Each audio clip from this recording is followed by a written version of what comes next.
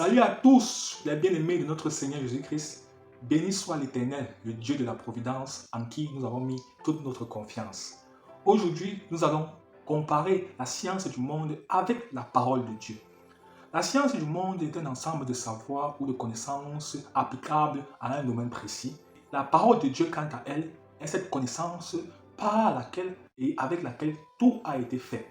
Et rien de ce qui n'existe sans elle. Ce qui veut dire que la science du monde est inclue dans la parole de Dieu et la parole de Dieu n'exclut pas dans son ensemble la science du monde.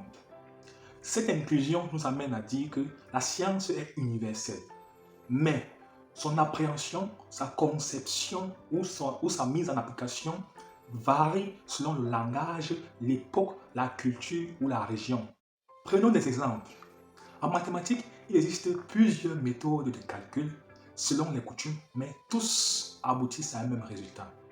La médecine moderne ou conventionnelle utilise des techniques de traitement de maladies différentes de celles de la médecine traditionnelle, mais les deux ont pour objectif principal, d'un point de vue éthique, la guérison du patient. La parole de Dieu nous explique la création du monde et nous relate l'histoire de l'humanité, avec un langage hors du commun, différent du langage scientifique ou égyptologique. En partant donc de cette affirmation que la science du monde est égale à la parole de Dieu, nous rencontrons cependant des nuances en chemin. Parce que lorsque l'on analyse les deux sciences, on se rend compte qu'il y a discordance plus ou moins dans les faits. Pourquoi cette nuance? Tout simplement parce que l'une des deux détient encore la vérité captive, ou encore nous trompe, ou encore ne nous révèle pas toujours, consciemment ou inconsciemment, la vérité. Observons ensemble les différents faits et découvrons nous-mêmes ce qui ne nous dit pas toute la vérité. Premier fait.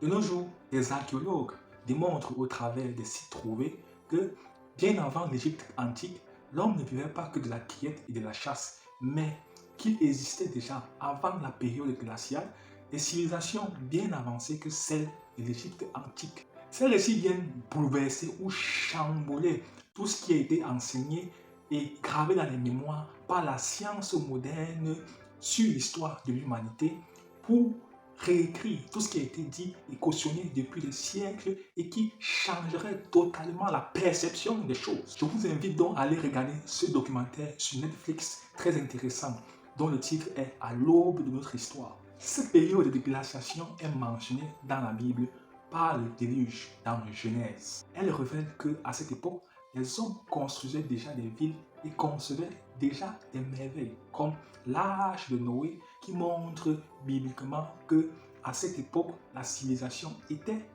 avancée. Deuxième fait, expérience de mort imminente.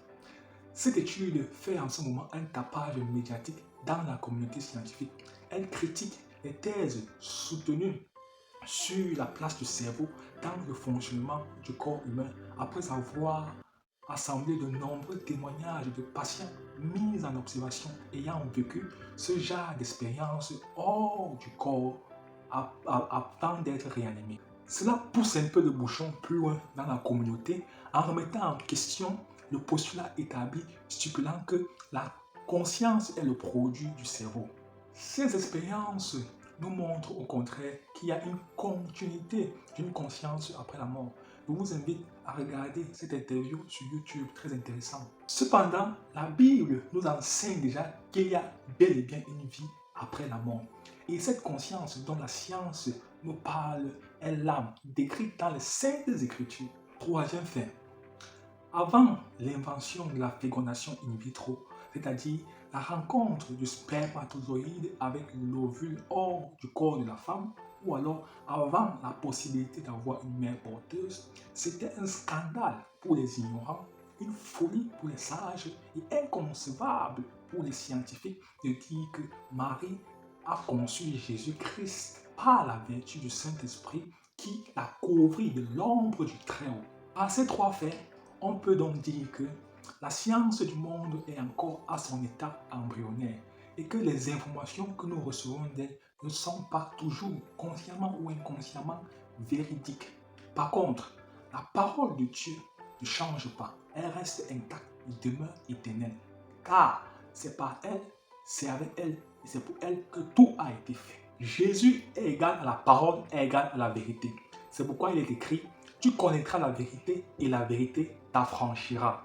Il dit encore que l'homme ne vivra pas seulement que de pain, mais de tout ce qui sort de la bouche de l'Éternel.